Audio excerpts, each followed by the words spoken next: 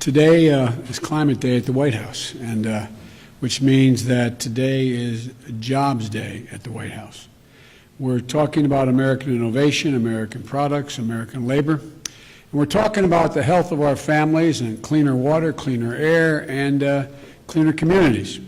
We're talking about national security, America leading the world in a clean energy future. It's a future of enormous hope and opportunity. It's about coming to the moment to deal with this maximum threat that that's now facing us, climate change, with a greater sense of urgency.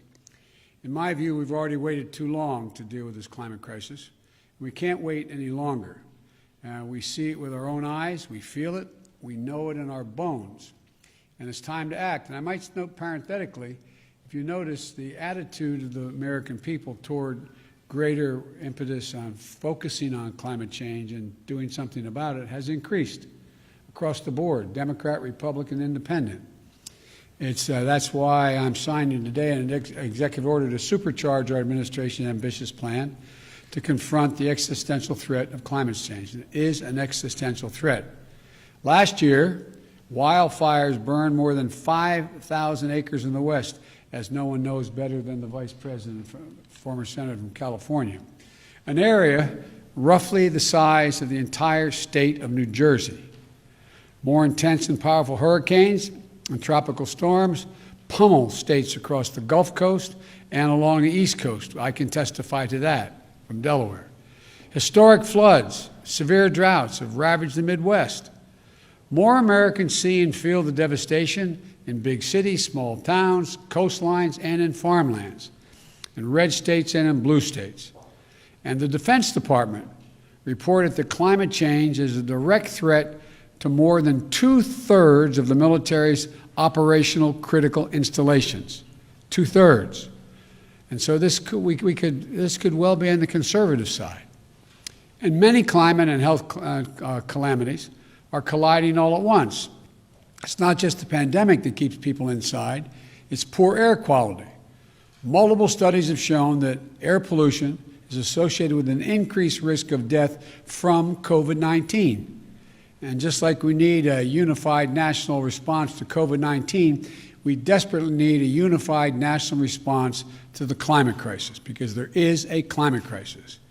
We must lead global response, because neither challenge can be met, as Secretary Kerry has pointed out many times, by the United States alone. We know what to do. We've just got to do it. When we think of climate change, we think of it, this is a case where conscience and convenience cross paths, where dealing with this existential threat to the planet and increasing our economic growth and prosperity are one and the same. When I think of climate change, I think of, and the answers to it, I think of jobs. A key plank of our Build Back Better recovery plan is building a modern, resilient climate infrastructure and clean energy future that will create millions of good-paying union jobs, not $7, $8, $10, $12 an hour, but prevailing wage and benefits. You know, we can put millions of Americans to work modernizing our water systems, transportation, our energy infrastructure to withstand the impacts of extreme climate. We've already reached a point where we're going to have to live with what it is now. That's going to require a lot of work all by itself without it getting any worse.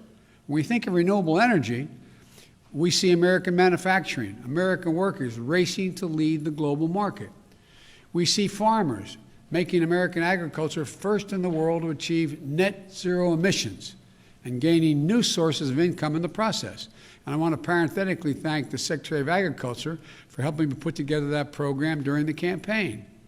We see small business and master electricians designing, installing, and innovating energy-conserving technologies in building homes and buildings. And we're going to reduce electric consumption and save hundreds of thousands of dollars a year in energy costs in the process.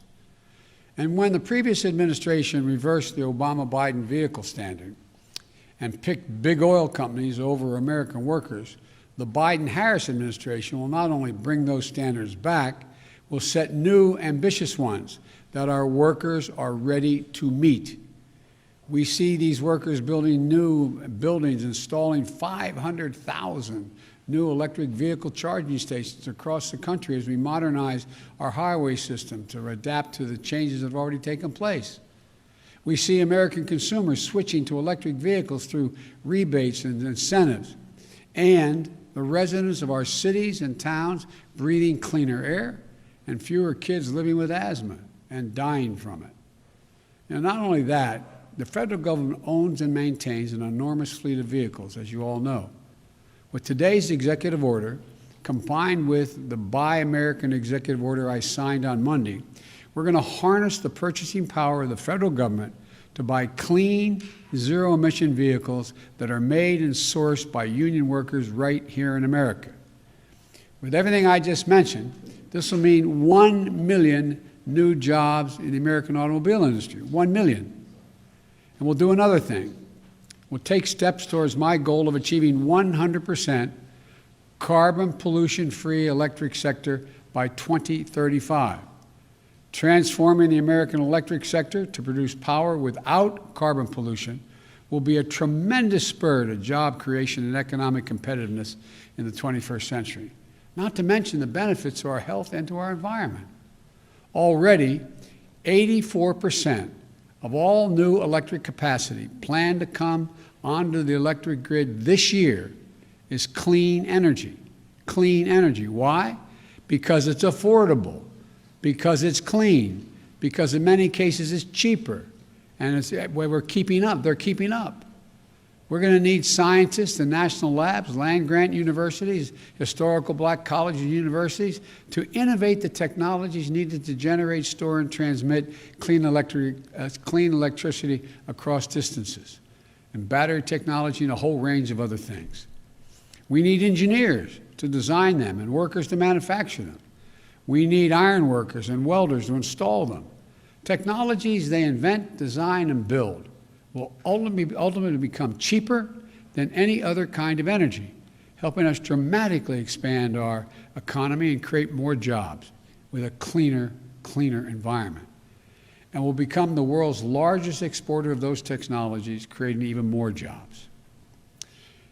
You know, we're also going to build 1.5 million new energy-efficient homes and public housing units that are going to benefit communities 3 times over. 1, by alleviating the affordable housing crisis. 2, by increasing energy efficiency. And 3, by reducing the racial wealth gap linked to home ownership. We're also going to create more than 250,000 jobs to do things like plug the millions of abandoned oil and gas wells that pose an ongoing threat to the health and safety of our communities. They're abandoned wells that are open now. And we're going to put people to work. They're not going to lose jobs in these areas. They're going to create jobs. They're going to get prevailing wage to cap those over 1 million wells. These aren't pie-in-the-sky dreams. These are concrete, actionable solutions. And we know how to do this. The Obama-Biden administration reduced the auto industry, rescued the auto industry, and helped them retool. We need solar energy, cost competitive with traditional energy, weatherizing more, we made it cost competitive, weatherizing more than 1 million homes. The Recovery Act of our the Democratic administration, made record clean energy investments, $90 billion. The president asked me to make sure how that money was spent on everything from smart grid systems to clean energy manufacturing. Now, the Biden-Harris administration is going to do it again and go beyond. The executive order I'll be signing establishes the White House Office of Domestic Climate Policy, and it'll be led by one of America's most distinguished climate leaders, former EPA Director Gina McCarthy. As the head of the new office and my national climate advisor, Gina will chair the National Climate Task Force, made up of many members of our cabinet, to deliver a whole-of-government approach to the climate crisis. It's not time for small measures. We need to be bold. So let me be clear. That includes helping revitalize the economies of coal, oil, and gas and power plant communities. We have to start by creating new good-paying jobs, capping those abandoned wells, reclaiming mines, turning old brownfield sites into new hubs of economic growth, creating new good-paying jobs in those communities where those workers live because they helped build this country. We're never going to forget the men and women who dug the coal and built the nation. We're going to do right by them.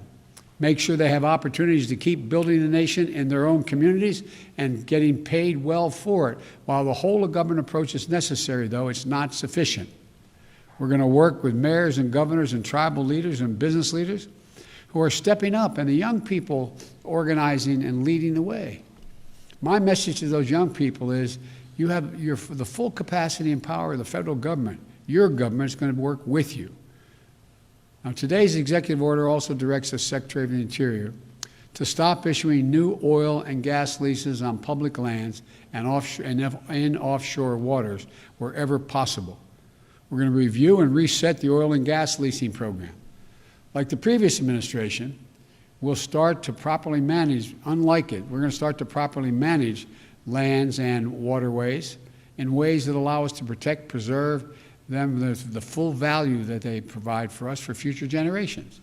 Let me be clear, and I know this always comes up, we're not going to ban fracking.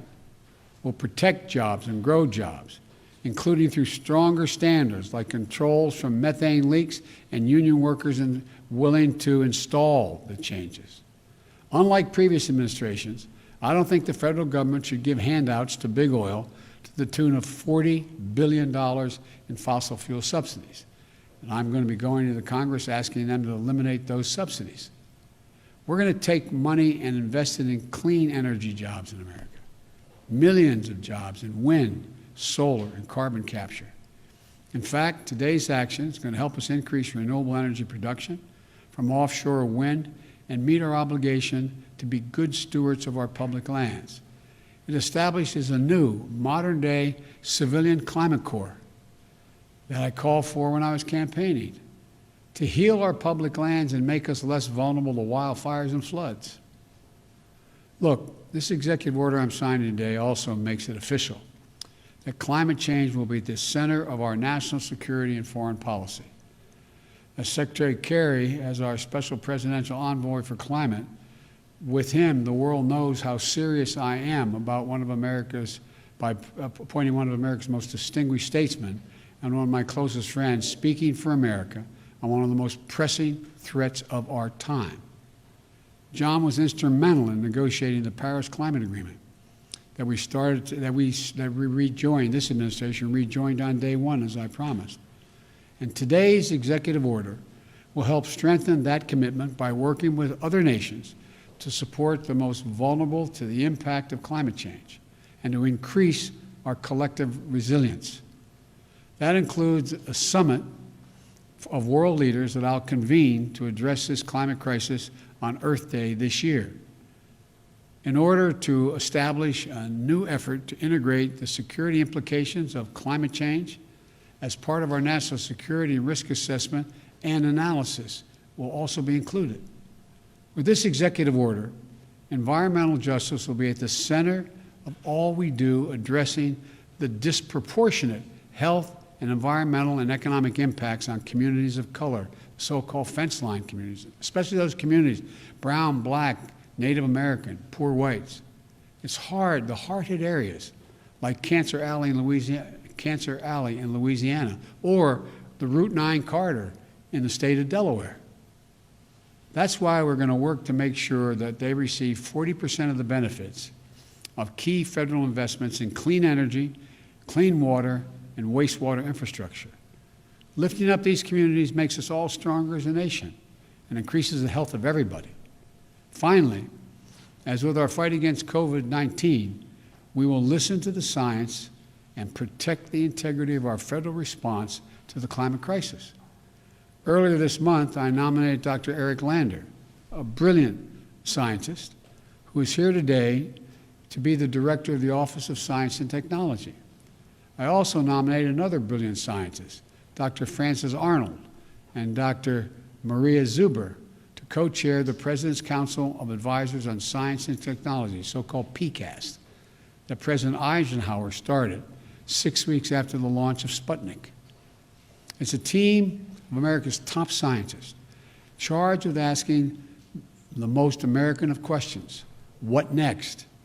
What's the next big breakthrough? And then helping us make the impossible possible. Today, I'm signing a presidential memorandum making it clear that we will protect our world-class scientists from political interference and ensure they can think, research, and speak freely and directly to me, the Vice President, and the American people. To summarize this executive order, it's about jobs, good-paying union jobs. It's about workers, building our economy back better than before. It's a whole-of-government approach. Put climate change at the center of our domestic, national security, and foreign policy.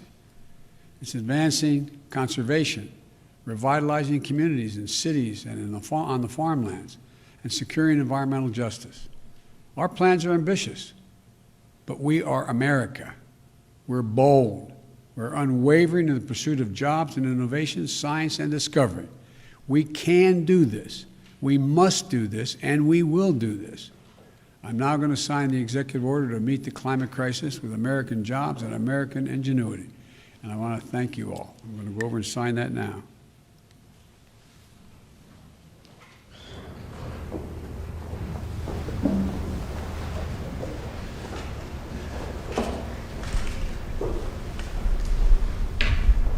Use the right pen, sir.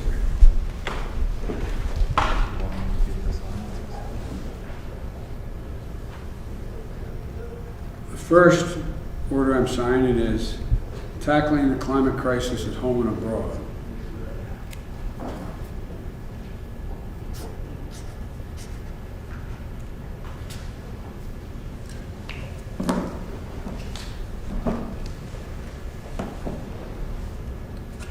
This next one, restoring trust in government through science and integrity and evidence-based policymaking.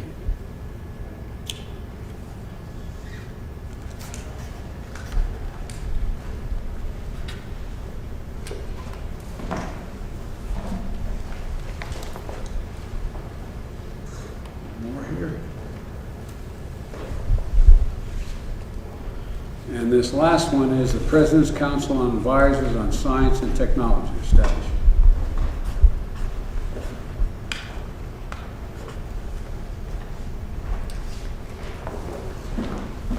I thank you all for your time. Sir, what sacrifices are you asking Americans to make? Thank you. Mr. President, we just are national emergency on climate change, you guys. Sir, you're still supporting the greenhouse gas?